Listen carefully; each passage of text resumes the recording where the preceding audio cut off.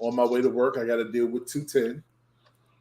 Fine. And I just want to say, at first, I had a problem with the the Hispanics and the way they drive.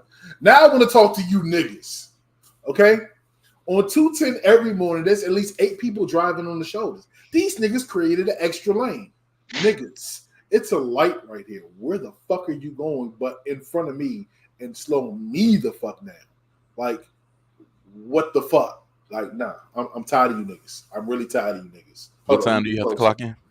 I'm tired of you niggas. What time do you have to clock in? I got to be at work at 8. Oh. Can I ask you a question? How do you feel about people who stop completely on a yellow light? I think they should go back to driving school, or they should have their big toe cut off.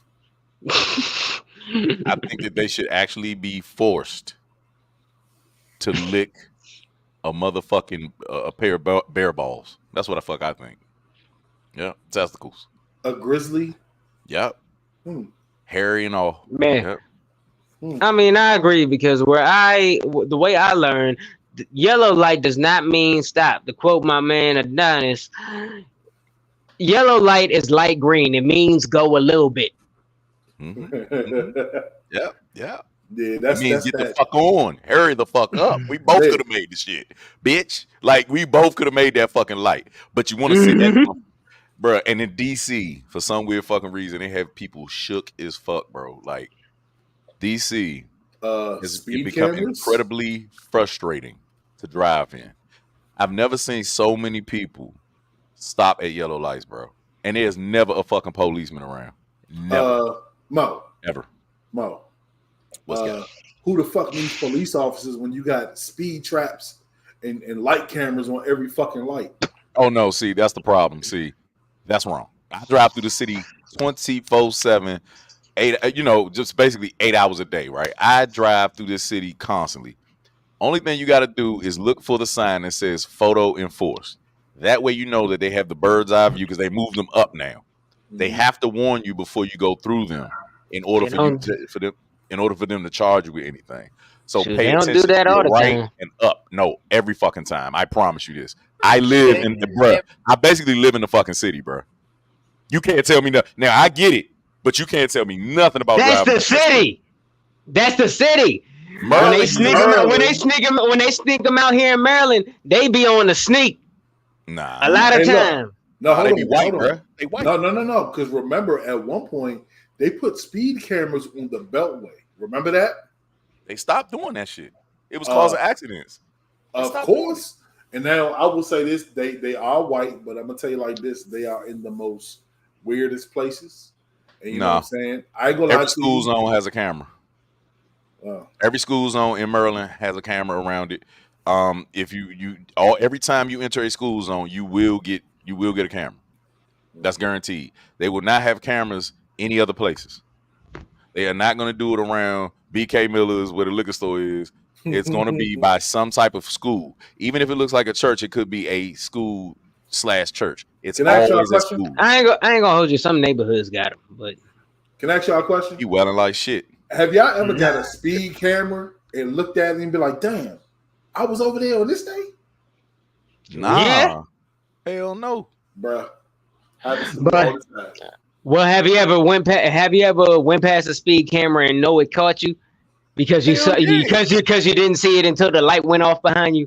Nah, because I was on my fucking phone, which is most of our fucking problems. We look down instead of holding the phone up or being on our goddamn phones, which is the reason why people they stop at yellow lights, because they too busy doing, especially the African Uber drivers with their bitch asses. They always, I wonder what this is. They always tapping that motherfucker in front of them and shit, trying to get the directions. Yeah. Well, I got one better for you. Have y'all ever got a ticket and you didn't even do nothing? Yeah. Never had that. I've got driving while black on the 11th Street Bridge, and that cross right there. I had stopped at the light, but the car in front of me went over the light, and I got the ticket. What? Wow, how in the hell? Wow. He must have knew that person or something. Hey, what it do, mama? Was I was good, worried about that, because there's the camera doesn't do this. It doesn't swivel. So I'm trying to figure out how do they go over the line. I was behind him, so I was in the turning lane. Once you go over that line, the camera automatically flashes. I was sitting at the line, but it sent me the ticket. And my job was trying to make me pay for it. And I was like, no, don't you see I'm behind the line? I'm not paying that. Oh. All right. Well, to get our mind off of these frustrating drivers, I need y'all opinion on something. Because Apple Music just dropped a list. Yes, we're back on list. They dropped a list of Apple Music's 100 best albums. And a lot of controversy has been going on around the top 3, more so. Just because, but I will say the top 10, which is mainly the thing that's been highlighted in all the articles, is actually a solid list. People just have complaints about the order of the list. So let's run down the list here. So number 10 on Apple Music's best albums, Lemonade by Beyonce. Number 9, we have Nevermind by Nirvana. I personally think that should have been up higher. That's just my personal opinion. Then at 8, we have Back to Black by Amy Winehouse. Classic. I'm not mad at that. Then we have at 7, we have Good Kid, Mad City, Kendrick Lamar. Then at number 6, we have Songs in the Key of Life, Stevie Wonder. Number 5, we have Blonde, Frank Ocean. At number 4, this is the part where things get interesting. At number 4, we have Purple Rain by Prince. Okay. At number 3, we have Abbey Road by the Beatles. Number 2, we have Thriller by Michael Jackson. And at number 1, we have The Miseducation of Lauryn Hill. Let's go. What do y'all think about this list? I like Miss Lauryn Hill. But is that the best? Do you think that's the best album? Out of all the albums that's on Apple Music, do you think that should have been number 1 over Thriller, over Purple Rain, over all these albums? No, I'm gonna say it. I'm gonna be the asshole and say Yeah, because it dang sure to me it's not beating Thriller ever, no. My opinion. And I love that album, but Thriller, come on, talk to me. I mean, let's be real. Lauryn Hill will drop one album, right? That was that's her only album solo. Okay, so if we're basing this off of statistics, Lauryn Hill is popular, yes. Statistics only. Of course, her album's going to get a lot of replay. Also because that's the only thing we have from her as far as exactly. So I don't agree with that. It's a dope album. Don't get it twisted. Hella fine body of work. It's actually timeless music. Agreed. To say Lauryn Hill beat out Prince, to say Lauryn Hill beat out Michael Jackson, nah, that's kind of insulting, bro. All right, so let's go to this point. Which one evokes emotion? Because you got to admit, when she came out, we were in some of our going in transitioning into grown up years, right? Yeah. Well, I was a kid when it came out. Okay. So nostalgia, yes, Thriller was amazing. But let's be honest, I feel like Lauryn Hill's album was way more identifiable than anything that Michael put out that as an adult. You know what I mean? That's subjective, bruh, because I have identified. I got him, and this isn't biased. I'm just using this to make a point. I got MJ hanging up in my studio. Okay. MJ, as a kid, as a teenager, as an adult, I identified with everything he put out. So that opinion is very subjective. Okay. I don't know. Phoenix, what do you feel about this? I love Lauryn Hill, and I am gonna be biased. Okay. No, I'm actually really surprised they put her number one.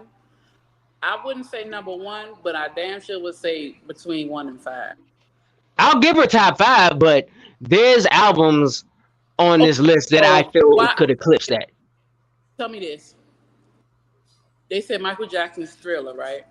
Number 2. Number 2. Why? Nobody can explain why. That's either why. I can definitely explain why. Look, let's be go real. ahead, Rock. Let's be real. And I hate to be this man and quick. Do it. I'm on your side today. I'm rocking MJ. In my hand, I got a glove on. You just can't see it. Let's look at the lineup for Thriller, okay? Who want to be starting something? Classic. Baby Be Mine. Classic. The Girl Is Mine. Classic. Thriller. Classic. Billie Jean. Classic. Beat It, Classic. Human Nature, Classic. PYT, and Classic. Human Nature. Every song on there is Every classic and it charted. Every song on there was a top 10 hit. Now listen, but I get that. But remember, that was pop. Now we got to get to the nitty gritty of this. The urban. If you were to turn on anything as an adult right now, right? If you turn on PYT, all that stuff, it's a party, right? It's a party. Mm-hmm. We can admit that. Like it's a jam. Like who the fuck don't love Mike, right? Who the fuck does not love Mike?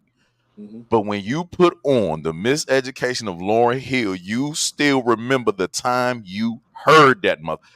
As a kid, I get it. Like I went to the concert. I've seen Mike and them perform. I get it. You know, it's nostalgic. I get it.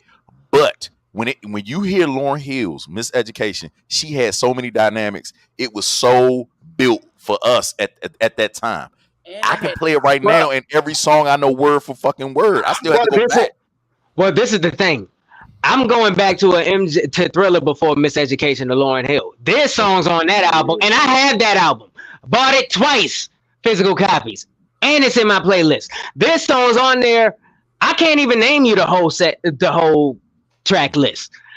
I can go through Thriller frontwards, backwards, upside down in different languages, bruh. Like I said, that's subjective. And you had shit like Lady in My Life, Human Nature. If you listen to the lyricism and all that stuff he wrote, and those are songs he wrote, by the way. Now, all that stuff hits just as hard, bruh. And there is a reason why there has not been an album out there that has been able to stand with that project. Period. I think Drake beat him out, didn't he? No, he didn't. He beat him out. Drake beat him out in singles, and that charted in the top 10 because if you count all the features and so on and so forth. But as far as album sales, nobody has beat that. Michael Jackson's that one album eclipses Drake's whole catalog as far as numbers. Well, he was pop, and of course with pop, majority of the fans are going to be who. No. Hold on. I got you quick. Nope. This is about to be some light skin on light skin violence. Let's go. First and foremost, that list varies in genres. So you can't just say it was just one thing. Now, not to disrespect the great Miss Lauryn Hill, she had Lost Ones, X Factor, Zion, Doo-Wop, and a cover Can't Take My Eyes Off of You. A cover that she did good. Exactly. It was. But what I'm saying is if this was a versus song for song album with those two albums, she would get washed, bro. Badly. And you gotta think this because you're saying he was pop because you're saying that her genre of music resonates with a certain sector of people. Yes, Drake is pop. But anyways, I'm not talking about that. I'm not talking. Drake is pop. All right, well, we're not talking about that. But let me tell you this. This is what Thriller did. When Michael Jackson dropped Thriller, everybody who listened to Lauryn Hill, Mike has that fan base already. He has everybody who listens to Beatles, Mike had that fan base. Every fan base that's on that list, Mike had all of it. Lauryn Hill cannot go to a Beatles or a Nirvana concert and have them rocking. Mike can go to every concert on this list and have all of them passing out before he even sings a word. And all he has to do is drop "Wanna Be Starting Something" and run through that whole Thriller list. Half the audience is going to be passed out by the time that ends. So that whole cultural thing is null and void because Michael Jackson was the culture, especially when he dropped Thriller. Well, quick. Technically, everybody be passed out now because everybody old as fuck. Well, everybody was young as hell passing out, bro. I seen the concert. I seen the concert where they had the crowd surf somebody in a wheelchair across the crowd because he was in a wheelchair, passed out like this, and that was before Mike even sung. So imagine passing out, paying all that money for an MJ ticket, and you passed out before he say anything. So quick, let me ask you a question. Hold on. I'm tired of y'all. First and foremost, we love Mike, okay? There's nobody like Mike and nobody like Prince. But let me tell you something. Let me tell you how dope Lauryn is. People know her ass don't show up 3 hours late. And she got to show up to a show first. What you got to say about that? People, that's them making bad investments. Oh. Because like this is the thing, as much as I love Lauryn Hill, I gotta, if she comes to DC or anywhere in Maryland right now, do I want to go see her? Yes, but now I gotta weigh my options. Am I gonna go see her with the possibility of her showing up 3 hours late and her cutting close to the time to when the venue gotta close, and when she does show up, we only get a 15-minute show? I gotta weigh those options now. You know what I mean? So if you want to bring shows into the picture. No, either way, Mike, I don't think she's number one, but she up there. And granted, I didn't say she was up. I didn't say she wasn't up there. Her to only have one album. And for it to be still be able to pull off what she does. Exactly. It's crazy to me. That is something. Well, yes, that's something. If you're a fan of Lauryn Hill and that's the only album you have, that's the only album people are going to stream. There's no variety or diversity to the catalog. That's one thing. So therefore, that problem. And for real, we're not even talking about that, because granted, her legacy goes beyond that. Her legacy was solidified with the Fugees, with Wyclef and all them. You feel what I'm saying? So granted, at the end of the day, for her to have the best album, there's too many. Yeah, I ain't gonna too many artists in that list that clipped that album easy. There was some skippers in there. Let's be honest, it wasn't a non-skipper. There's some tracks on there I could do without. Like Leticia said, she's definitely a legend, and that album is classic. But it doesn't have enough weight to trump Thriller. I think that never. Between Prince and Mike, who's going first? Then who's getting one? Ooh, Mike is getting one. Mike is getting one. I don't care. Oh, she talking to a kid. I'm gonna be really true with y'all. I ain't never really. I fuck with Prince, but I ain't fuck with Prince. He was for the ladies. Like that wasn't my vibe. Like I get it. Look, the nigga he had his ass cheeks out. I was like, well, to be honest, it was like either Prince or Michael Jackson. I chose Mike, but it took me later on. I got into Prince, but I had the wherewithal to know how impactful that project was, and how impactful of a figure he was, especially during that time period, especially when the movie came out and all that stuff took it by storm. So if I'm being realistic, I would keep Lauryn Hill in the top 5. I would keep her in there. Matter of fact, hold on. I'll tell you, I'll just go off of the 5 right here, how I would personally order. So top 5, we got Frank Ocean. Now, I'm not sure why that's there, but if I was just to do this whole top 5, so we got Frank Ocean, we got Prince, we got the Beatles, and we got Michael Jackson. Now, if we keep Frank Ocean in there, he can stay at number 5. He can stay there. Now, Lauryn Hill and the Beatles are fighting for that 3rd spot, in my opinion. They can now 3 and 4, whichever. The fucking Beatles, bro. I'm just saying. You can't name one no. song off a Beatles album. But at the same time, Let's be real. It Let's took be real. for Bone Thugs and Harmony to be the only group that sold more than the Beatles. They broke their record. That's Like I said, I may not be a fan of the Beatles. I may not listen to the Beatles because for real, a lot of the Beatles songs have been covered over the years, and I like the covers better. I may not be a fan of the Beatles. I can't name a Beatles song because may not can name a Beatles song, but I know who the Beatles were, and I know what that album did, and I know how impactful that album is. This is just music knowledge here. So I'm not going to be ignorant to something because of my personal preference. I'm just telling you what I know. So they are fighting for that third spot, and Prince at 2, Michael at 1. That's my list. Yeah, I'm not a big Prince fan either, though. I know some of his music, but I'm not a big Prince fan.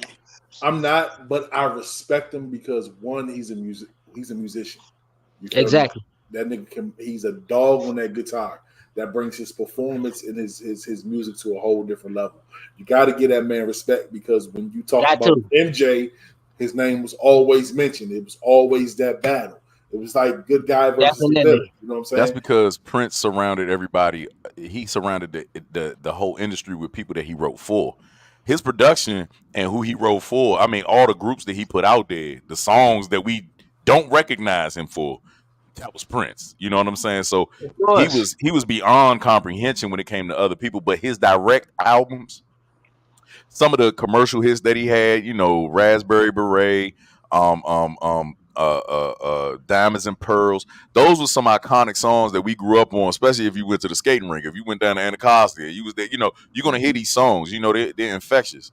But nobody here honestly can tolerate a whole Prince album. It's too confusing at certain moments. I will say it's Prince is an acquired taste. You know, you gotta be in the mood for certain. Okay. So like, well, stop it. I'm trying to be serious, but you gotta like sonically.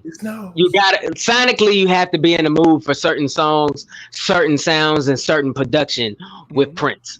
You know, like for instance, my favorite Prince song is "Most Beautiful Girl in the World." That was a very, very smooth track of his. That's the type of ish that when Prince is on that type of vibe, I rock with it. When Doves Cry on this album right here on Purple Rain, love that. Love it. I love it. He has a Lady Cab Driver. It's not on this album, but that's another joint I like, you know. But like I said, he's an acquired taste because of how very abstract and like that's a good word, abstract. He's like when it comes to production, he's like Picasso. You know, he's just like Picasso. It can be all over the place, but it works. You know, and there's a strong audience for it. Now, sonically, I'm turning on Thriller first because sonically it's for my ears. You know, that's my preference. That we've seen footage of Mike work. Mike is precise. Very. He reminds me of somebody that was his influence. The late great James Brown, aka Mr. Happy Feet himself. If you look at both of their styles, like they said, James Brown used to find band members. You know what I'm saying? I've seen videos of Michael Jackson stop the rehearsal and be like, no, do it like this. You feel me? And make them do it until they get it right, and then they start again. I think when it comes to Mike, he put way more effort into the composition of his music. I can honestly say, no matter how tired of Mike, how tired of hearing Mike, regardless of what you put on, I'm still gonna let it ride. Facts. You know, but that's like I said, that's just my opinion on it. I feel Miseducation of Lauryn Hill is a classic album. It is a timeless classic and timeless music, so on and so forth. But the albums that they put it up against, the order is just a little questionable. Yeah, that's all I'm saying. So I hate to shift gears like this, but this was the only segue that I couldn't use Michael Jackson Beat It because that's very insensitive in this type of subject. Yeah, please don't do that.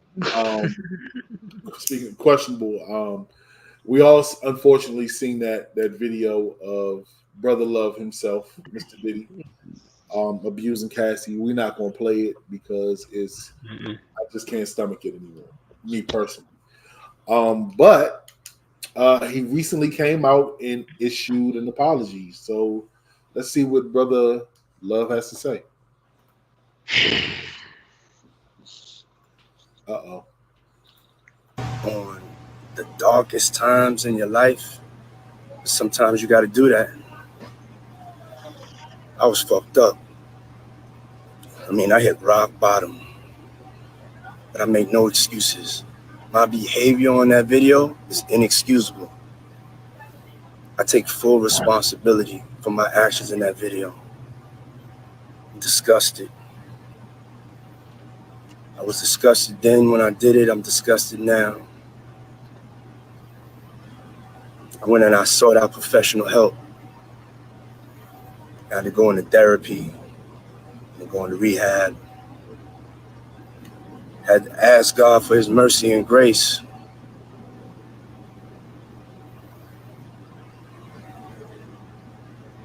I'm so sorry. But I'm committed to be a better man each and every day. I'm not asking for forgiveness. I'm truly sorry. That nigga went cross-eyed instead of crying. Hey, look, this him. I'm really sorry. Yeah. Come on, nigga, stop playing with me, boy. Dark skin tendencies, boy. May I please? Let's go on these dark skin. Yeah. So I watched this video in several ways. Of course, I took it. I just took everything in the first go around, and then I just started picking it apart. I was watching body language and whatnot. Now, firstly, very scripted, because every time he looked over to the side, it looked like he was reading something, in my opinion. And so that too, and all that stuff. And another is just like his rapid eye movement is another thing that caught my eye, especially when he I forgot what when he not even that when he looked off into the light and it made it look like his eyes was watering, but that's because he was looking towards the sun. So for one, that, and let's just talk about the verbiage. One thing that didn't make sense, he's saying, I'm sorry, but then at the end he says he's not asking for forgiveness. Then why are you saying you're sorry? You're asking for something. And in that whole I'm sorry spill, you did not address the victim in that video one time. Oh, wait. I have to say I'm sorry to her. So I did say the same thing, but after researching, according to the lawsuit, when he settled with her, it was agreed that neither of them would mention each other's names. All right, fair enough. That's some verified research. All right, yeah. Corey. No. He did it. No, I commend him for that. Thank you for that, Rock, because he did his due diligence there. So I was only going off initial reaction. I didn't get a chance to do any research on the cases myself. So thank you for that. But aside from that, it doesn't seem genuine. Just taking everything at face value. If you take the victim out of it, there's so many holes in it, in my opinion. But that's all I got to say about it. I got to be honest about it. From what I heard through my research is that bag had the freak off tapes in it and she was trying to steal it. Right? Oh, dang. Okay. Yeah, right? So it's still inconceivable that he would try to punt her. You know what I'm saying? Like a football. Twice. That is the most horrific thing that you could do to a woman, right? It's bad that you would snatch her up like that and not be a gentleman. Play it off. You a man of power. You can always have somebody meet her downstairs and be like, you really can't do this. You know what I mean? The one thing that nobody is actually paying attention to is that they was in a hotel room. So we don't know what she did inside of that hotel room. And this is not justifying any violence, but we don't know. We don't know. Man, look, We'll man. never know. Hold on. I gotta turn my camera back on, bro. I'm gonna be real with you. Nothing in this world, and I gotta use your own quote on you. Women do not have the genetic makeup as we do. Okay. And he was steroided up in that joint. He was, Yeah, bro. he was popping in joints. Yeah. There is nothing that she could have did to justify him chasing her and cocking back the way he did and hitting her, kicking her while she's on the ground defenseless, and then grabbing her by her hair and dragging her like a caveman. Nothing justifies that, bro. The scary part about this is, okay, so let's dissect it, right? As black males, we know that our women will call the fucking police in a heartbeat. If you on parole, probation, they will violate your ass quick if you get out of pocket or stab the fuck out you. You dig what I'm saying? What happened to using the cell phone to call the police? I mean, bro, you got to think. Like, honestly, key thing that you said, we don't know what happened in that room. She ran away. We only seen the abuse. She wasn't running. She never was running in none of that footage. She was walking casually. He was running. You don't know what happened, bro. It had to be some type of abuse. I'm just saying.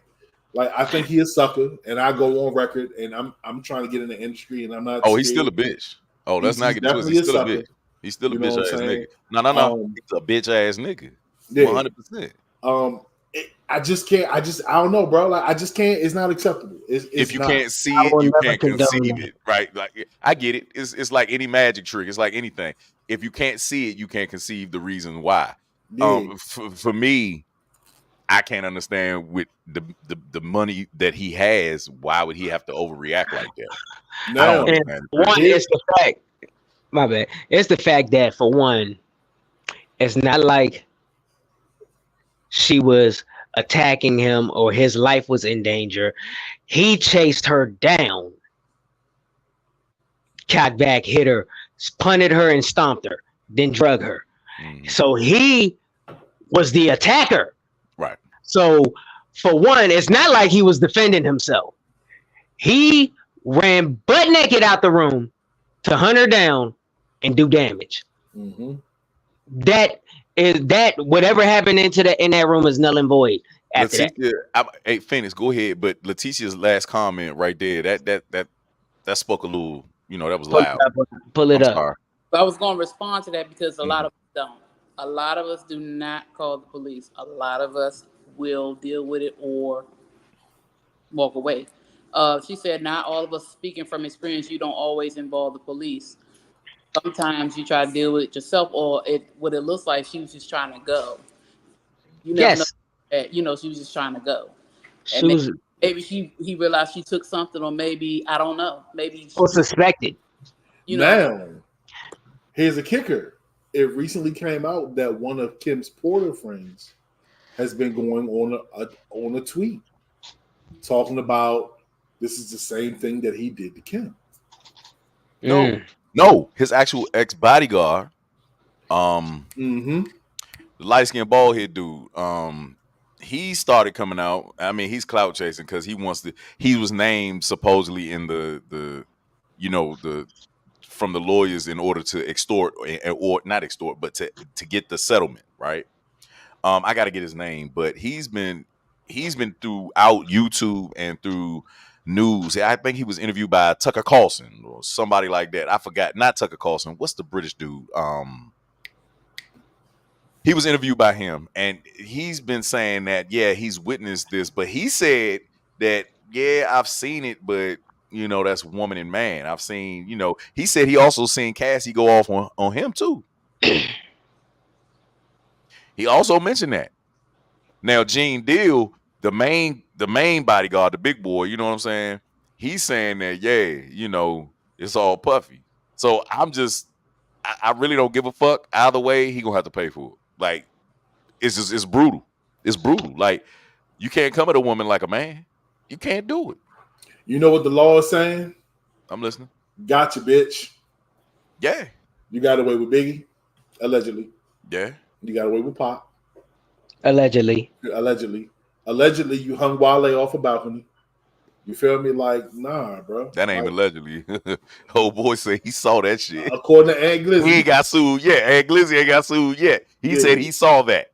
He said he saw that. So he did. Wow, that's true. Yeah, I mean, bro, we all knew, and it's sad that we finally found out the truth. But always in the back of our mind, we already knew that Puffy was Diddy was fucked up.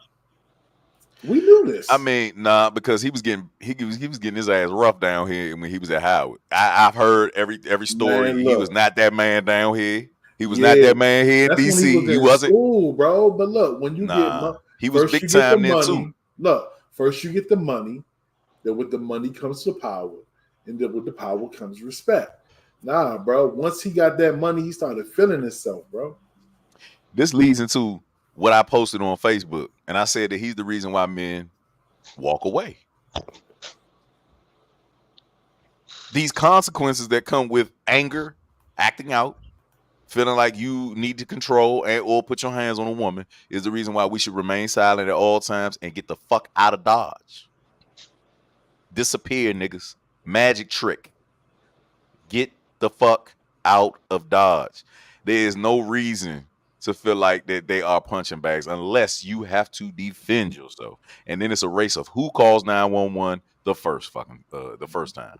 You want to know something? I've always believed that instead of putting your hands on a woman, you disarm her. Before I ball my fists up, before I open hand smack, I'm going to grab you, I'm going to bear hug the shit out you. I'm going to disarm you. If you got a weapon, I'm going to get that weapon out your hand. You know what I'm saying? I don't believe in putting my hands on you. That takes a lot of self-control, and even then you can bruise a rib, crack a rib. Hey, guess what? I'd rather say, Mr. Your Honor, Mr. Officer, yes, she got a broken rib because I bear hugged the shit out of her. I had to disarm her. I think it should be just get the fuck out of Dodge, bro. Sometimes you got to, bro. No, at all times, at all costs, you got to disappear, bro. These laws are not built for us to defend ourselves whatsoever. It seems like if she marks herself, they're gonna think it's you. So basically, it's a lose-lose situation. Yes. In DC, they'll lock you up as a woman. They will lock you up as a woman in DC. It's the only time I really want to move there. It's like, no. Hey, you want to know what? Hey, Phoenix, this is what we're going to do. I'm light skinned. We're going to test this out. We're going to let you beat us up, and we're going to call the police. Because I'm sexy tonight. Yeah, I'm feeling real Prince-like. Yeah. You know what? Somebody change his name to sexy. All we gonna say, like, officer, you see the size of them hands?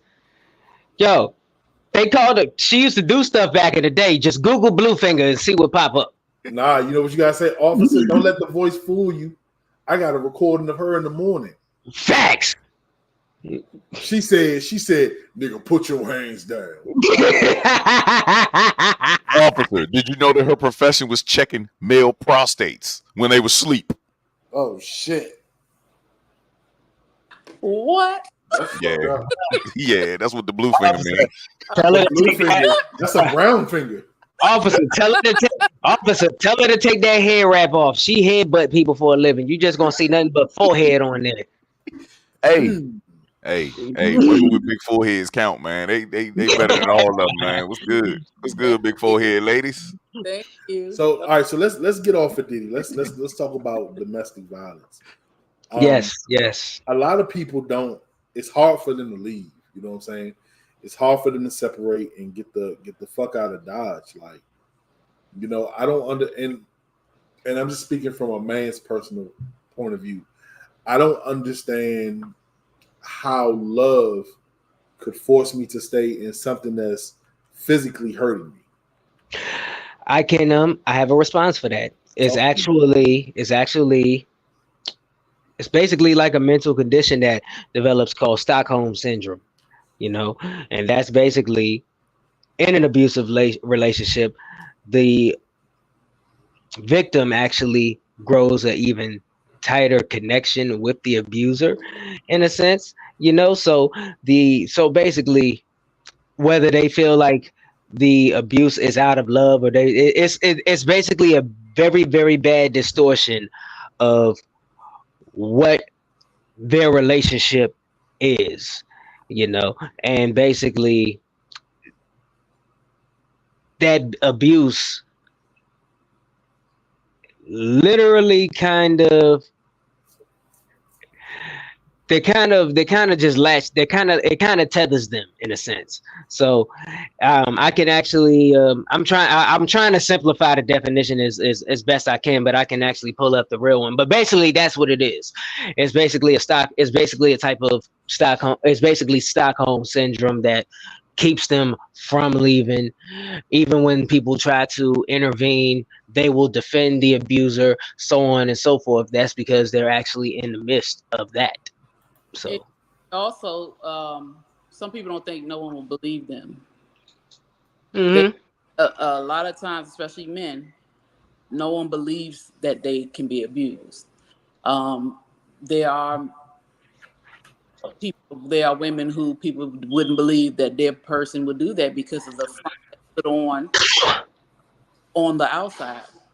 And I can from experience, there was all the front. Nobody knew that I was in that house fighting all the time because of the front that was put on. There's a lot of men who be fighting with their women and nobody knows because you a big man, you supposed to be able to do this and that. Women are crazy, just like men are crazy. You know, Yeah. So and Let me tell you Leticia, this. Hold on, bro. you good, you Just good. just to that point, you know, and Camille, she said no, some women, you need to put men too, and right there, you need to put a slash on there in some men, because I was in a 6-year relationship where I was being mentally and Hmm. physically abused. So, and just because of my size, I anytime something went down, it was my fault. I was the mental patient. It was something going on with me, and I refuse to. I am a protector of my mother. My mother's 4'11". I used to protect her all the time. I was very, in love and with my mother. So to say it's just women. It's getting to the point now in 2024 where we got to open up the floor to men who are willing to admit it's not manly to admit that you have been abused by a woman and you couldn't handle it. Because most people and most women, when you are attracted to a man, you want to know how physically fit he is and how strong he is and he can protect you. But shit, the consequences that come with a man defending himself from a woman, and women are strong too. Let's not get it twisted. Y'all smarter, That's y'all facts. stronger. Y'all can manipulate, y'all can open phones, y'all can do all this shit to make it seem like a man is fucking retarded and crazy and dumb. So y'all have the leg up on a lot of things. And to be honest with you, that was hell for me. That was a living hell. Nobody fucking believed me. Nobody fucking believed me. So nah, fuck that. And Nah, I got something for that too, man. But first, I'm just to sorry. give y'all the no, you good. No apologies. Um, for those who may want the psychological definition, Stockholm syndrome is the psychological response wherein a captive begins to identify closely with his or her captives, I mean, as well as their agenda and their demands and so on and so forth. So, in some way, they'll try to make logic of the abuse and try to form it as the abuser's way of showing them love. But that's that. Now, to go off of what you just said, Mo, because Mm. you're 100. What she say here? no, and that's 1,000% true what she's saying. What did she say? Read it. She said, Narcissism abuses women or men have an ability to charm the world around them and torment the one they go home with too. That's how it goes, which is why Mhm. nobody believes the abuser. When they're in the world, they're the best man, the best woman. They care for the person they're with. They shower them with love when they're out in the world. Once you go behind them doors, it's hell. That's how it works. That's why people don't believe when you come out and actually say, hey, I went through X, Y, and Z. And Mo, I'm so proud of you for sharing that because a lot of men will not. So Reason I'm being, doing that. and this is the reason why, because Mo's 100% right. Now, let me go to one of my psychology courses I took in college. We were talking about Stockholm syndrome and talking about different abusive cases And there was a slideshow in regards to certain cases, both a male and a female. First, they did the female first, of course. Everybody was mad when they saw the picture of what the abuser did to her and whatnot. The men were mad because obviously we hate the man for doing that, and all the women could see themselves in the woman, and so on and so forth. Now, this is where the class got interesting, and this started, and this is where I spoke up, and a bunch of other men as well. So they went on to the male case. So this man was attacked by his wife, and she attacked him with a machete and literally sliced and diced his back up. So one of the slides that our professor showed was of his back after the attack. And when I say there was lines going across his back, like opened up and all that kind of stuff. And guess what all the women said? They were giggling, saying, well, what did he do? Like, what did he do to make her that mad? And then I was like, I literally said out loud, I'm like, are y'all really serious right now? And then I would, like, for real, I really had to tell folks about themselves in that class though. And my professor let the discussion go on because because the same way with the female case, it was open discussion. So I said my piece, and I was like, literally, y'all should be ashamed of yourselves for doing that. Because literally, this man got attacked with an entire sword. Mm-hmm. And all y'all can say is, he must have did something to deserve that. Abuse has no rhyme or reason. It has no sense. Abuse has no sense. And it's a cycle. There's a cycle, an abuse cycle that people don't realize they're on. And it takes sometimes years for you to realize that you're in that abuse cycle. And the fact that these women who just were upset about the woman being abused can make those comments about the man's back to him. And that's a very extreme case. Sometimes the abuse is subtle. Sometimes you can't see it. Mm-hmm. So I want to share just a couple things that I found. I want to share the red flags and warning signs of an abuser. It's included but not limited to extreme jealousy, possessiveness, unpredictability, bad temper, cruelty to animals, verbal abuse, extremely controlling behavior, adequate beliefs about men and women roles in relationships. Now, signs of emotional abuse include lack of self-esteem and confidence, difficulties controlling emotions, extreme behavior like becoming overly demanding, aggressive, and having outbursts, or becoming passive, difficulties making and maintaining relationships, and behaviors that is inappropriate, infantile, or adult-like. Now, another one is warning signs that may indicate you may be a victim. When the victim seems afraid of their partner or always very anxious to please a person, the victim has suddenly stopped seeing friends or family, and the victim cuts phone conversations short when partners are around. And that's the gist of it, but it's way more. Yeah. Yeah. And the thing is, a lot of times you don't see signs on the outside until it gets to that point, like what's on the video. But if it's to that point, like it's on the video, that means it's been going on. Yeah. Abusers don't have a public outburst until they just top off and feel like they've lost control. That is very rare for an abuser to show you themselves. You know what I'm saying? So that's like, that had been going on. I don't care what nobody says. That's been going on.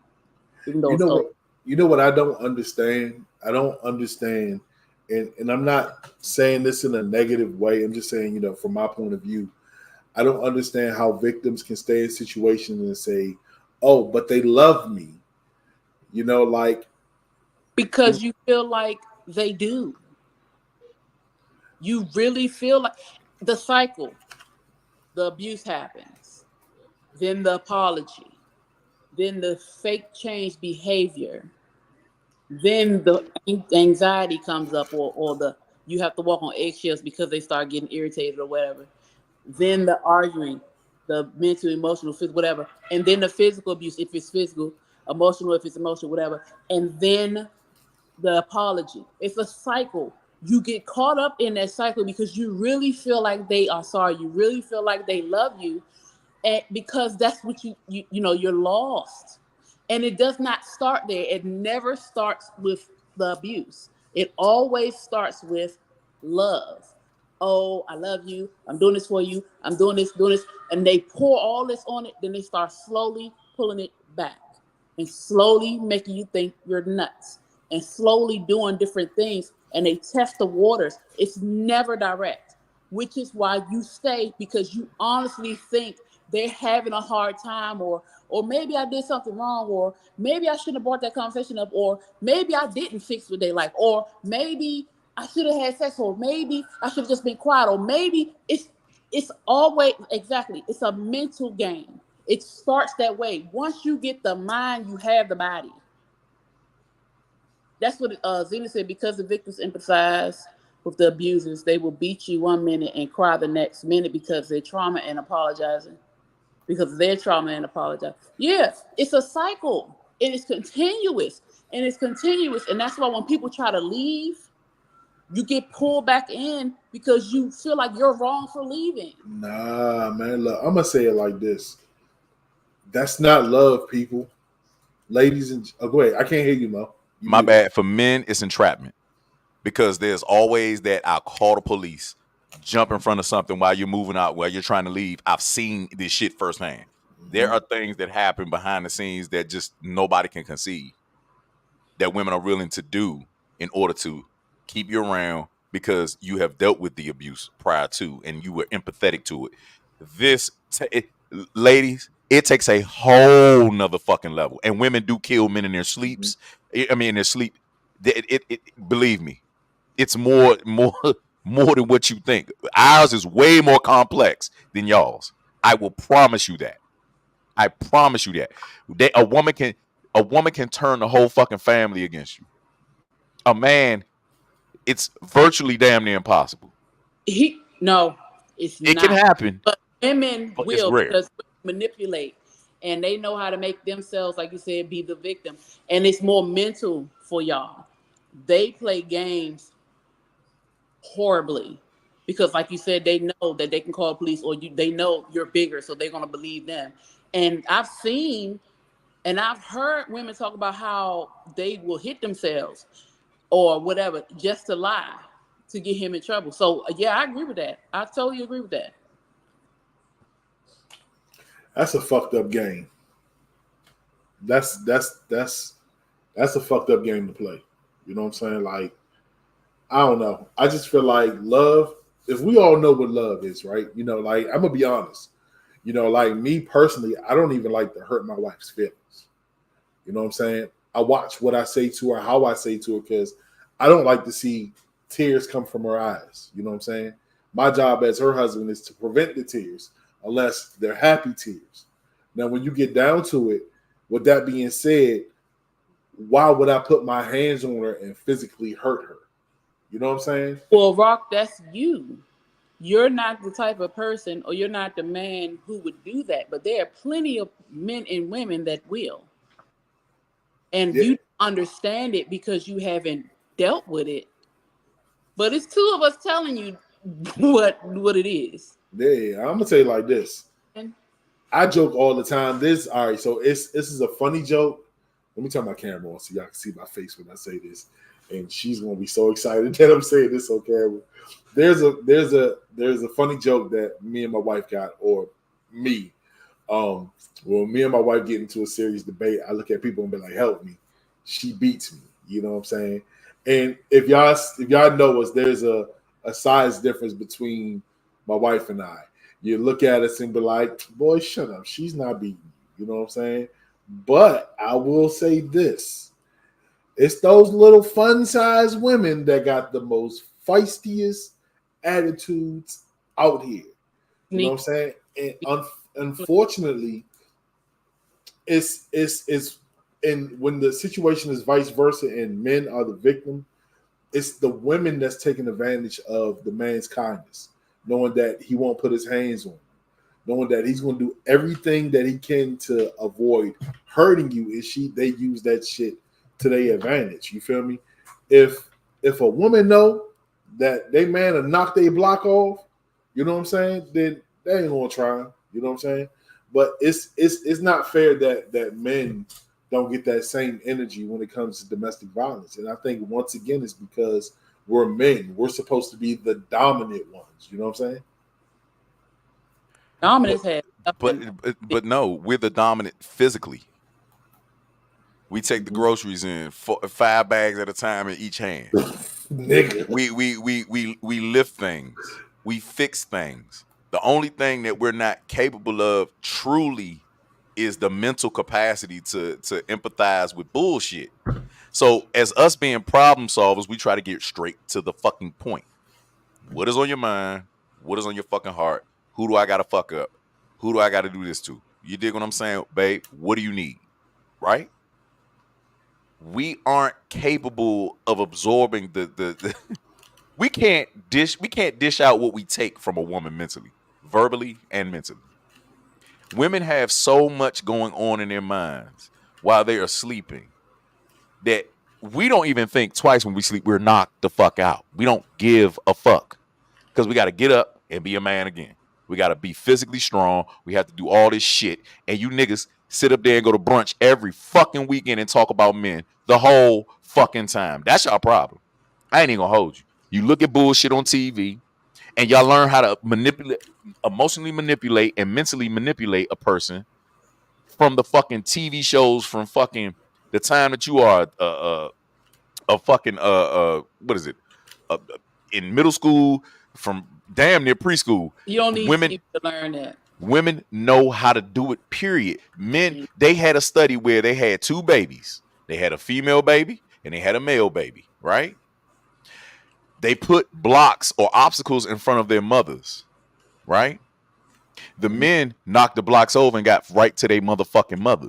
The women or the babies, the female babies, cried and got the attention. We're problem solvers. We go beeline. We're going straight. We're going straight to the point. We're trying to solve the shit. It's not enough for y'all to overthink every fucking thing, young. Like, it's not that fucking important. And men don't live that long to give a fuck. Hey, shout outs to all the men out here that are still living after 60 and you survived any storm that you've been through. Because I'm telling you now, we don't live long enough to really be fighting with these women, young. Like, we don't really live long enough to give a fuck about all this emotional uproar and all this weird ass confusion. It stresses us out. It puts us in an early grave. That's why these youngins out here ain't having no babies. The youngins ain't having no babies. Black male are playing video games and not thinking about a relationship at 22, 23, 30, 35. You know what? That's fucking true. Yeah. That is fucking true. They not talking about relationships at their age. 35 and they still living their best life. Like, they just, man, I'd rather be in the house playing games. Fuck these women. Like, fuck these girls. Because it's too much. It's too much. And they're starting to learn. They seen their fathers. They seen how their mothers act. They did all this shit. You know what I'm saying? It's too much. It's too much to handle. So why not have peace instead of trying to fight for something that ain't given to you? Now, I'm going to tell you what grinds my gears. What really, really grinds my gears. And let me say this again before I say this. There is no reason at all to put your hands on a woman. But I hate when a woman will push a man to the point where he loses self-control and then play victim. Everybody has that line. Like, me personally, don't fucking touch my face. You feel me? My wife can touch my face, but I don't like for my face to be touched. What do women do when they want to hit us? They open hand smack us, they mush us, and as a man, that is ultimately disrespectful. Mush me or open hand smack me in my face. I see red. I don't think women understand the gravity of situations like that. Regardless of how angry and emotional that you are in that moment, y'all really need to get the fuck out of Dodge. You got with this man because of the protection aspect of him, the size of him, the bear in him. Protect him from you. Exactly. That's just like all the Karens out here that have those wild exotic animals around them and shit, and they get fucking ate by a fucking monkey. You have a fucking loaded gun next to you sleeping in the bed. Yes, we fart. Yes, we cry. Yes, we're vulnerable. But when adrenaline hits, you start seeing the animalistic side of us that we cannot control. A blackout is inevitable. Stop egging us the fuck on. You even got to watch your words with us. A lot of women don't understand that when they meet a man, we do have triggers. We were abused by parents sometimes. We were bullied in school. There are certain things that happen. So just like y'all bullshit and mush mouth and girlfriend, what's wrong? You need to be that sensitive to your fucking man. Take us to fucking brunch and talk about some shit. Do that shit. Be just as sensitive as you fucking are to your fucking female friends. And look at them like, yeah, you bleed every month like me, baby. Like, I get it. Okay, you gonna go through your shit. And look at that man and be like, this motherfucker's a powder keg. He's a piece of TNT. When he explodes, he can move that whole fucking house around. So let me including you. You part of the furniture after that. Stop bullshitting with us. Look at these men as threats, even if they little. They got guns. They got little man confidence. They will do whatever the fuck it takes. A man is a man. Stop fucking playing. Be as sensitive as you are to your women or your bitches, as y'all like to call each other, and start talking about, well, how is your man doing? Have y'all discussed this? Why you at fucking brunch partying and shit? Because y'all love this shit. Y'all love going to fuck. I've challenged every female friend that I know to go out and not talk about one fucking man, not talk about a fucking relationship. Every time me and Rock, if we go out, if I'm around my homies, we thinking about, bro, what's the next move, bro? Yeah, how we gonna do this? About sports. Thank you. We talk about shit food. going on in our lives. Fuck, y'all don't have nothing fucking going on. Y'all don't have nothing fucking else going on but hair, nails, eyelashes, motherfucking BBLs, and fucking niggas all day fucking long. That's it. Hold on. Zena said they got to come to brunch with us. Though a lot of these fuck men no. just wanna. I'm gonna be honest with you. When as a black man, and it's just me dealing with what I deal with every 24 hours. You know what I'm saying? Trying to deal with people at work. You feel me? Dealing with my peers, dealing with the opposite race. When I come home, that's my place. That's my safe place. I don't want to go nowhere. Bruh. The more I stay in the house, the less likely I am to catch a charge. Bruh, women don't fucking understand it. You know why? Because when they at work, they getting flirted with. They always getting fucking compliments. Nigga, we don't get fucking compliments at work unless somebody want to fuck us. We get compliments from our work wives. That's it. But they constantly fucking getting it. Hey, beautiful. Hey, why you're not smiling? Hey, no, you look better than that. Hey, would you like something to eat? Nigga, ain't nobody offer us shit. So shut the fuck up about that, young. No, we don't give a fuck for us. Nah, bro, I'm over this shit because women get everything handed to them. They still don't. Zena didn't even recognize that shit. All fucking day long, they are men. Every man wants to put a dick in you. Not every woman wants to fuck us. So therefore, you're oblivious, like every fucking woman in the fucking world that smile and say, hey, how you doing? Even if you speak back and you're just innocent and you think that that's just being friendly, you are still a meal to a man. So you never feel the brunt of that. The only time y'all feel that is when a bitch is jealous of you at work. Or your homegirl don't like what the fuck you got going on. We feel that shit from every direction, every fucking dynamic, from woman to man, from child to wife to everything. There's nowhere for us to have fucking peace. So fuck your brunch. We don't need to go to brunch with none of your fucking friends. We need to go to brunch with a woman that we're with. And I want you to talk to me about anything, my psychology, what's going on in my world, whoop-de-woo. And that's not necessarily saying that all women don't do it, But that is a real thing. Y'all are so oblivious to shit. It's just like, and Rock gonna agree with it. Every time we take y'all out, every time a man goes on a fucking date, guess what we do? We try to sit with our faces straight to the door. Yep. We are always lurking. And then y'all want to wear provocative outfits, so we got to worry about that. Because, of course, you don't want to be disrespected with your bear in front of you. Hey, look, you want us for the protection. Mm-hmm. You want us to stand up for you. But you got your pussy hanging out the bottom of your shit. You got your nipples showing. You got your shoulders. Because you think that that's cool. This shit is getting fucking stupid. It's so simple. It's so fucking simple. Men stay the fuck in the house because we go through too fucking much in a day. And I mean, another thing. Men understand that it's cheaper to stay in the house. Oh, shit.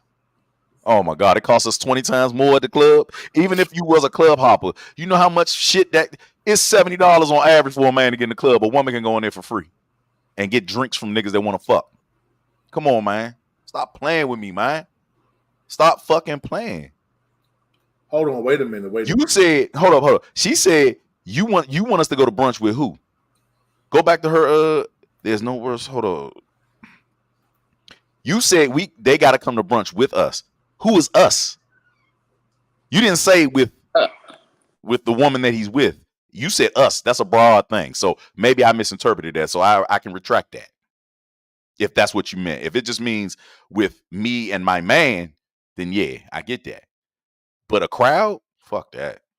Fuck that. And we getting shot by fucking 13 and 14 fucking year olds. Hey Mo, Zena said, she said, and Mo, did you say they got their shoulders out? Ladies, cover them shoulders. My friend, you just told the world that you have a fetish for shoulders. We like neck bones. I'm a Southern boy. Hey, listen, that was a tangent, but in God honesty, young, like, it's so simple, ladies. It's so simple, but nobody hears it. Like, fuck all the dudes that's trying to gain, more followers and stuff. We learned that from Jackson and all them weirdos and shit. But it's so simple. If you don't, I'm about to go ahead. I digress, man. I'm thoughts. Talk your shit. Just be respectful of the animal that you have in your bedroom. Everything that attracted you to him, if it was either for protection, money, power, respect, all of that, it will be used. It will be used in anger situations. It will be abused if the abuse is coming towards them. Men run face first into things. Women dodge the bullet. Y'all rely on each other for strength. Men will look at each other when we go out and we'll say, bro, you stupid as shit. Women don't necessarily do that to each other. There's not enough fucking like truthfulness and honesty amongst y'all. And stop fucking talking about men when y'all go out. Don't look for them. Don't talk to them. That's it.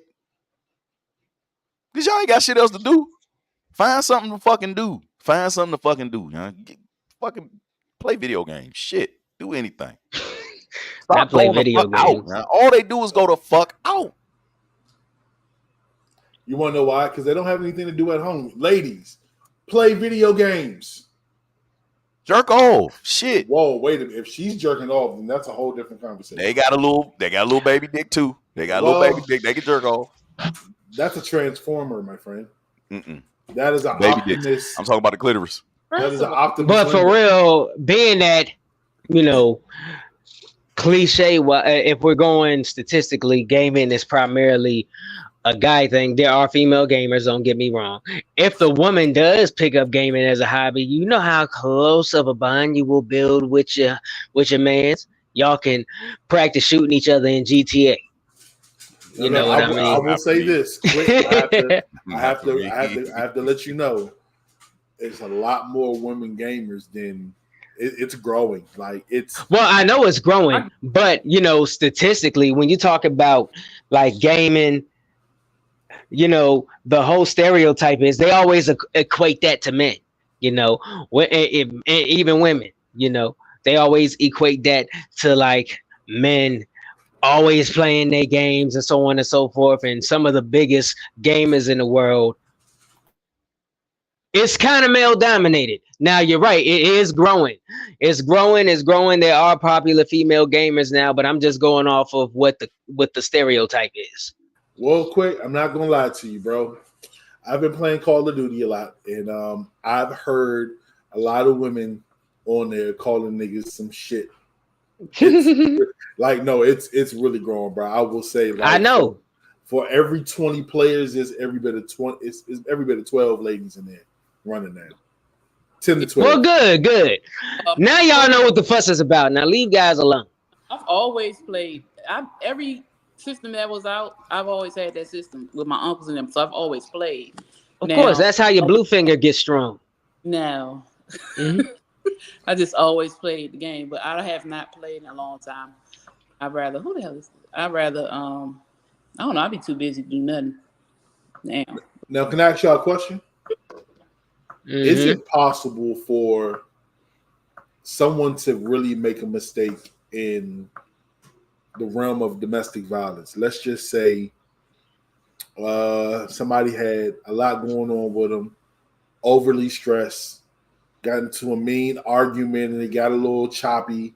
You know what I'm saying? It got a little physical, and like, let's just say, for sake of argument, the man hauls off and smacks her. You know what I'm saying? Like, is it possible that those situations, like, there's situations where it's just actually literally an accident? It was in the heat of the moment. Yeah. That's possible. But not all. It can be a reflex.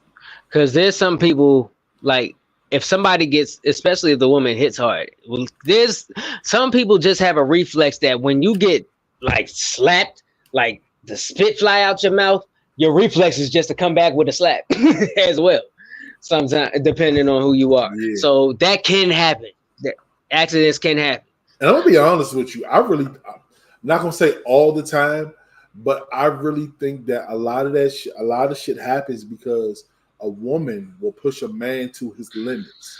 You feel me? Like, you got to go back to the mushing, not necessarily slapping, but mushing. Yeah, ladies, mushing a man is very, very, very disrespectful. It's like you're sunning them. You know what I'm saying? Like, me personally, I hate that shit. Don't mush me. Once again, don't touch my face. Don't smack my face. Like, that's just not cool. Well, yeah, that's basically, you're trying to provoke them. Like, yeah, I just did that, and you're not gonna do nothing. And I'm gonna keep doing it. And what they say after or why they do it, you bitch ass nigga. Yeah. Okay, but that's not okay. Nah, look, wait, hold on, Phoenix, hold on. As a man, go ahead. No, go ahead. I'm sorry. No. Because go ahead. No, I was going to say finish. Go ahead. I was going to say the disrespect of being mush and to be taunted, to be called a bitch ass nigga. Called out your name. Like, yeah. And as a man, to be called a bitch, you know what I'm saying, is triggering because you're challenging our manhood, our masculinity. Every man on this panel will say, I have 0% bitch in me, and I will prove it whenever I have to. Right? So when you challenge a man and you know that, one, you're a woman, and in your mind, you're like, he's not going to hit me back. And you're going to push him to the limit and then insult him, call him a bitch ass nigga, you asking for it. And that I blame their parents on, because I'm gonna tell you this: parents, you are steering your children wrong, giving them the impression that a girl cannot be touched, but a man can. You should be teaching them both equally. Just keep your hands to yourself, because you are not teaching that young lady that is going to grow up to be a woman one day that you're putting a false narrative in her mind that she can put her hands on a man any way she wants to and nothing is going to happen.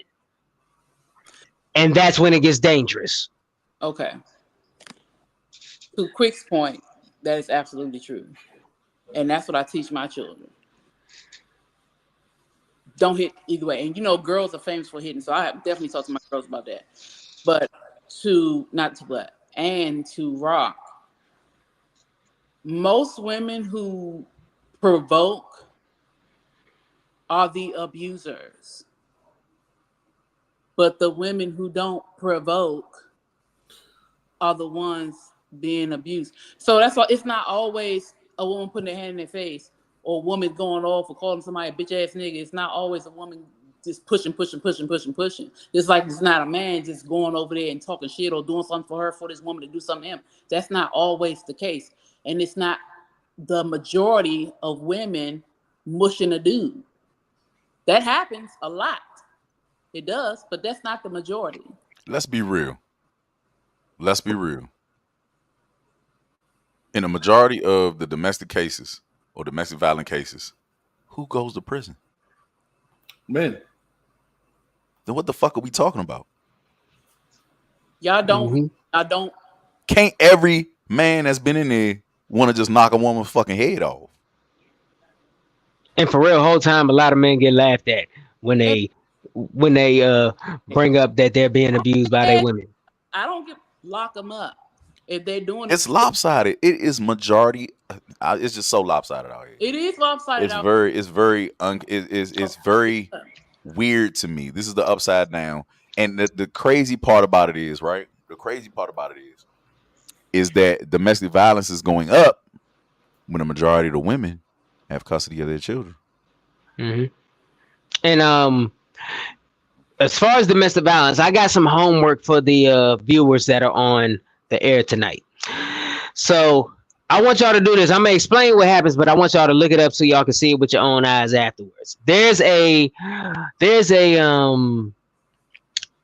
social experiment on YouTube involving abusive relationships. I think I mentioned this before a long time ago, but I'm gonna mention it here because it's appropriate. So basically, they put two actors, a male and a female, in a very congested area. It may be inside of a mall, a strip mall, whatever. So the first case, the man is being abusive to the woman, demeaning her, calling her out her name, so on and so forth. The woman is trying to walk away, but he's right there, calling her all types of this and that and this and that and this and that. And everybody is like, just looking at him, like low-key sizing him up. And then when the woman walks away, all he did was grab her, like yank her by her arm, hard as heck. And when I say everybody in the strip mall jumped that dude, the camera crew had to run and say it was an experiment, but everybody jumped on him. Part 2 of the experiment. The woman's the abuser. Different strip mall. The woman is calling this man all types of this and that. And as he's walking away, she's hitting him, smacking him, doing all this, calling him out his name, demeaning him, so on and so forth. What is everybody doing? They got their phones out. They doing like laughing and all that type of stuff. While he's walking and she is hammering on him. Nobody comes to the man's rescue when he's being abused in this situation. Now, I want y'all to just take that and let it sit with you for a minute. That's all I gotta say. Yesterday I was walking from the store. It was two teenagers. Both of them was on their phone. The girl was walking, the dude was on his phone. She said, "Fine, won't you walk or talk to that girl you talking to?" She smacked his phone out of his hand. She walked off. He runs over there, was like, "Why you do that?" And I don't know if she pushed him or not, but he ended up grabbing her and picking her up, acting like he was about to slam her, but he didn't slam her. He just picked her up, acted like he was about to slam her, stopped, and put her on the ground. And people started fussing. I was like, "No, she started it. She shouldn't have messed with him like that." But everybody was going off on him. They didn't see what she did. They didn't hear what she said. But because he picked her up and acted like he's about to slam her, they went off on him. And I'm like, no, he started it. She shouldn't have did what she did. But if you don't speak up, of course, they would have just went off on him if I didn't say nothing. Yeah. So I don't want to end the show on a dark note with domestic violence. I'm gonna switch subjects real quick. I just want to say in closing, people, men and women, value yourself. Know that somebody physically hurting you, mentally abusing you, it's not okay. That's not love. Seek help, be safe, find a way out. Because even though you think there is no way out, there is a way out. There's people around you that love you and utilize your resources. You know what I'm saying? Love yourself and get the fuck up out of there.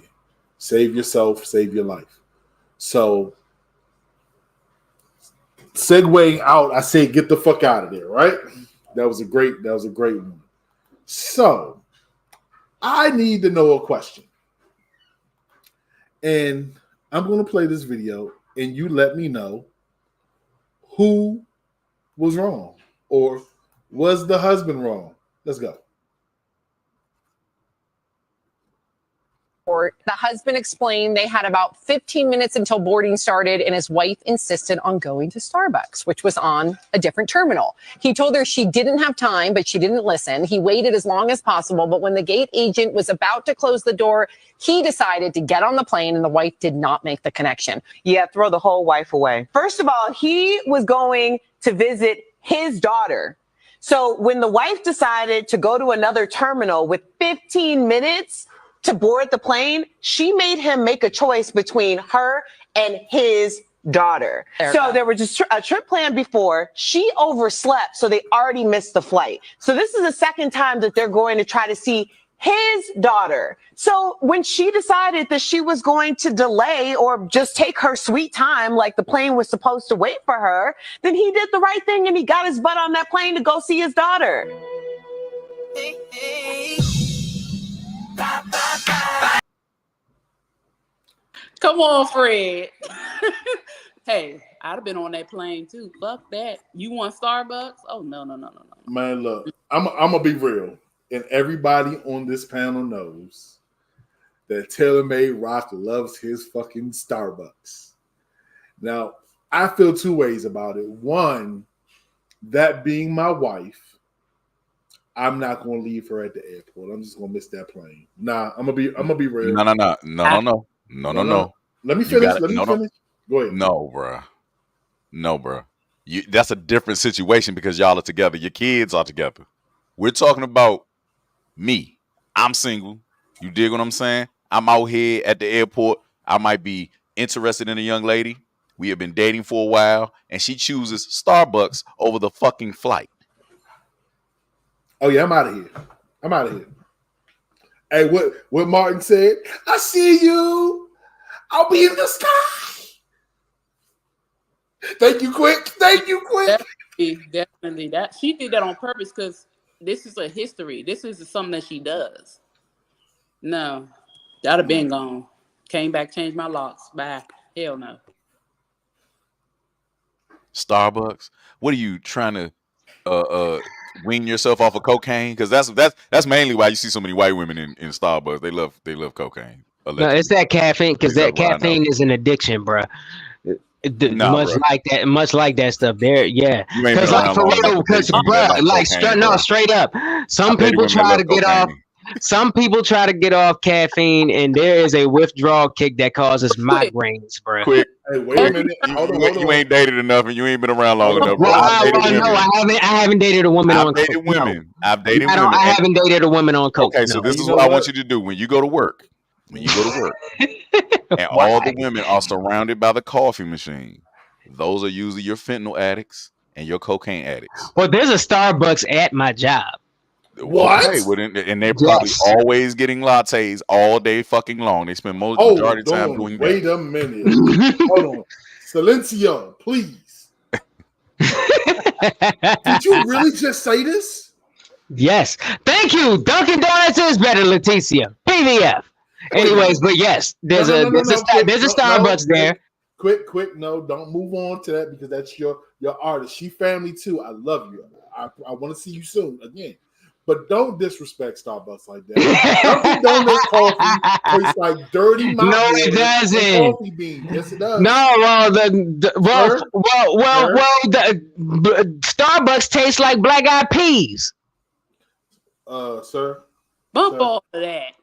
Sir. Drink some damn tea, okay? So every terminal has a coffee place in it. She specifically went to go find Starbucks. She full of crap. He should have left her like he did because she did that mess on purpose. I ain't even gonna hold you. I keep telling y'all, I'm telling you, I had a girlfriend at the time that was hooked on cocaine, and she lived at fucking every coffee shop you could fucking think of. Had to have it. What I've learned is at the coffee pot at your job, watch who keeps going back and back and back. They have they have another addiction. They don't have a sleep problem. They don't have none of that fucking shit, nigga. Shut the fuck. So let me say this real quick. Since you talking shit, sir, let me tell you about me and my brother Mo Starbucks experience, right? So me and my brother spend the day together. You know what I'm saying? The adventures of Rockhead and Mo Man, right?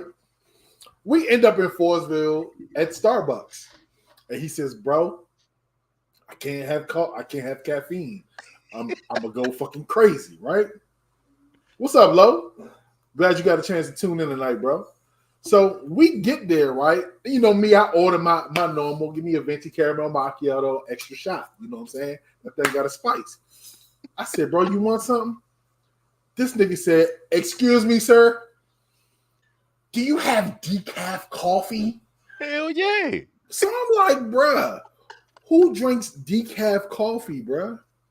Bro, I want to do this. It's just like saying, "Sir, do you have cocaine that just won't get me high? I just want flour. Just give me some really good flour."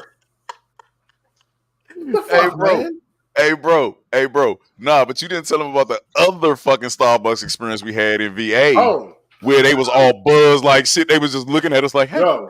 And that's why people drink decaf, because they don't want to get like that. So I will say this. Quick, you are right. So me, I'm a coffee drinker. Every morning, I have to have a cup of coffee. You know what I'm saying? So this week, I took a couple of days off because I've been lacking in rest. I've been staying up really late, like 2, 3 in the morning, trying to get up at 6 to get to work on time. So the days that I did take off drinking coffee, I had a headache, and I didn't know why. As soon as I had that cup of coffee, headache goes away. So my body was actually going through the caffeine withdrawals, which is fucking crazy. But back to what Mo's saying, that we're gonna go ahead and wrap up. So we walk into the great Starbucks on what's that, North Van Dorn Street, Alexandria. Shout out to the squad over there. I think I might come see y'all tomorrow. So we go in there, right? And it's these 2 white girls in there, and one of them is a ginger. And we noticed that their eyes are open wide. I'm talking about like that, both of them. So we get to talking to them, right? So my dumb ass says, "So have you guys tried everything in here?" The girl moves close and said, yes, absolutely. We tried everything. I said, holy shit. Like, yo, she was fucking, look, she was amped. Telling me she was wired, huh? Man, look, she was telling me how much coffee she drunk as she's making her another drink. You ain't think to say, "I think you've had enough, man"? No, I just know that she looked like Wendy's. Yeah, she did. And it looked like she was gearing up for an orgy.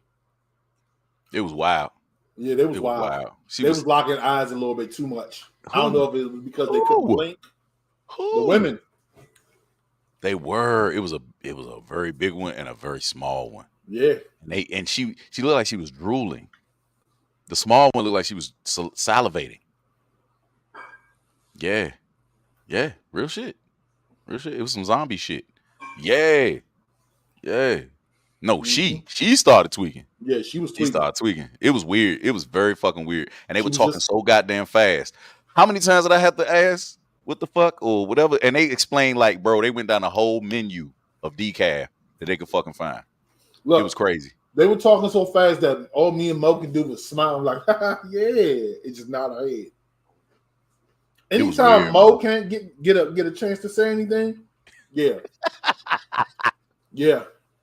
No, bro, you always find your lane to say something, bro. And that's not a shot. That's a good thing. You always find your lane to interject. See what you're doing? See what you're doing? Quick, Phoenix, you all right. You all right with me. You all right with me? Because I know you about to say some What shit. did I do? I know Firstly, you gonna hold back. Fuck you, quick. Hey, look. first of all, that direction you pointed, I'm not even over there. But anyway, Hey, but nah, for real. Like I'm telling y'all, listen, this is just inside scoop. If you ever at your workplace, watch the coffee pot. Whoever goes there more than 3 times a day, watch them. I ain't gonna front. I used to be that person. What? Yeah, like back when I was a financial advisor and all that stuff, and I had to keep the same energy throughout the entire day because I dealt with my clients interpersonally. You know what I mean? So I kind of, and plus, I'm just coming up because what I used to do, like all throughout school, I used to drink energy drinks to stay awake, like mainly the 5-hour energy shots to stay up and do 10-page papers for 4 or 5 classes at a time and all that kind of stuff. And I was an intern and I worked and I do everything else I do. But once I got out of school, I realized that's not really healthy for you. To think, So cocaine would have been way healthier, bro. You say what? Cocaine would have been way healthier for you. Well, I was not going to do that because a wise man once said that is a hell of a drug. But I will never do that. So never seen a motherfucker off Starbucks say, "I'll suck your dick for some Starbucks." Wow. And it is for that reason I chose coffee. Close though. And it is for that reason I chose coffee. And granted, like I said, and plus there was a coffee maker right there in the office we had access to. It was free. So whenever I felt I needed a buzz up, I went and got something. And that wasn't the only thing I would make because they had hot chocolate there. They had like the little tea Keurig cups there. So it was mainly the sugar. It really wasn't necessarily caffeine. A lot of the times the withdrawals come from the sugar that's in the. A lot of people dress it up so much and they make it palatable. Because when I was working out when I was younger, I used to take a shot of coffee black with ice in it, and I would drink the water from it and slowly sip it, and it would help my workouts. But I can't drink. I don't really like sugar like that. I don't like nothing sweet for real. Well, I never really put sugar in my coffee. Like the creamer is sweet enough for me. I don't really like. The thing is, like nowadays, I can't take too many things sweet. I don't really do sweets like that. I'll break the rules for a Reese's every once in a blue moon, but like I really don't. Because granted, like when I go and order my coffee, I order the coffee made with almond milk with the whatever flavor creamer I say, and I say no sugar because at that point it's too sweet for me. Almond milk, bruh. I don't drink dairy products. No. You mean almond water? Whatever you want to call it, but I just don't drink. I don't do dairy no more, hey, bro. Look. It looks like you may be a little lactose intolerant. Hey, look, ain't nothing wrong with a little. No, because I choose not to drink something that comes from a cow that I don't know the medical history on, and it comes from and that milk belongs to an animal that has density 10 times of a human, and it has 4 stomachs. What am I drinking it for? Nut milk. Oh, I was just going to say you need breast milk then. Right. I would like and glad technically that's what we're supposed to be drinking. You ask people in my psychology, once again, I go back to stuff in psychology. Open discussion. People said, what professor, how did he ask the question? Would you all go every day drinking human breast milk? And people was like, ew, no, yada, yada, yada. And then he said, well, you drink milk from an animal that's not of our species, a cow that you know nothing about. You don't know the medical history. You don't know what that cow, or it's for one, it's for, and for real, that milk is not for a human. Ever since then, did not do dairy. Ever since, that's just me, my decision. Because for real, we're supposed to be drinking human milk. So how do you eat mac and cheese? Bruh, well, like for real, I got my using the almond milk. Like we just instead of using regular milk, we use the almond milk and whatnot. Like there's vegan cheese that I use that works just like regular cheese. Like there's some vegan cheese that's not good, but I know the brands that are good, that is good and milks and melts just like regular milk. My man Low said, Yeah, Milk, Low, you crazy. But anyways, but like I said, literally, and it's not just me. Like, my brother uses almond milk, my mom, my dad, and so on and so forth. My fiance is hip to it. Like, we don't really do dairy like that. The only thing dairy that they do now is cheese. And it took me a minute to get off of cheese because I love cheese. But I found a good, but like I said, I found like a vegan dairy free cheese that tastes just as good. So that's just me. I have so much more to talk about, but we got to cut the show here right now. Look, I need, we can hear you. Okay. I need everybody on this feed to let people know that the No Filter Show is going on a summer break. Next week is our last show for the summer break, and we want everybody in here. We're going to do it big. It's going to be the show about nothing, and we're going to let the audience dictate the conversation. And you never know. Depending on the conversation, I may just drop the link in somebody's inbox. We just might have a special guest on the show. So, yes, mate. With that being said, Quick. Y'all already know the vibes. Beats, Bars, and Faith. Your boy K Quick. I am KQuick.com. All that good stuff. By the way, announcement exclusively here first.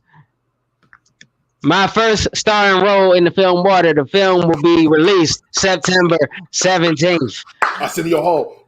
Yeah. It will be on Amazon Prime. It'll be on Tubi. It'll be on several other platforms that are to be determined at the moment. But it will be for worldwide viewing, the world premiere, September 17th this year. Yeah. And of course, it's your man GMO, aka non-GMO, man. I love y'all. I don't know if y'all can see me. My shit is frozen. Y'all be easy. We can hear you. That's Okay. all. I am the Blue Phoenix. Thank you guys for tuning in. Thank you for responding to our topic earlier. And if you feel that you are in those situations, please ask for help. Please reach out. Men, especially.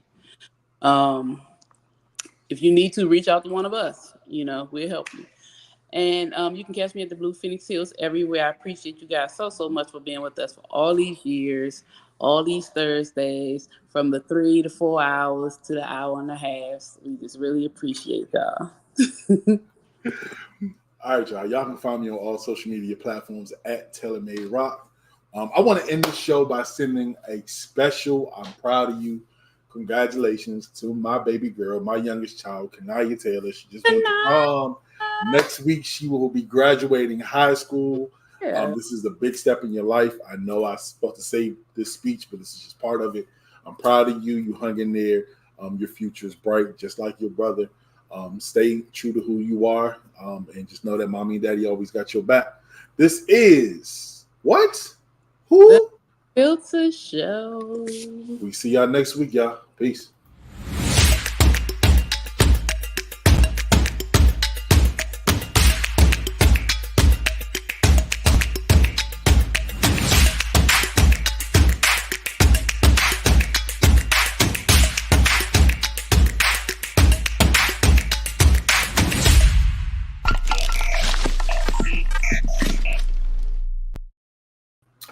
Oh, yeah, don't forget, y'all. Make sure y'all go check out DMV James, www.dmvjamestv.com, the #1 platform for all DMV culture. Let's get it.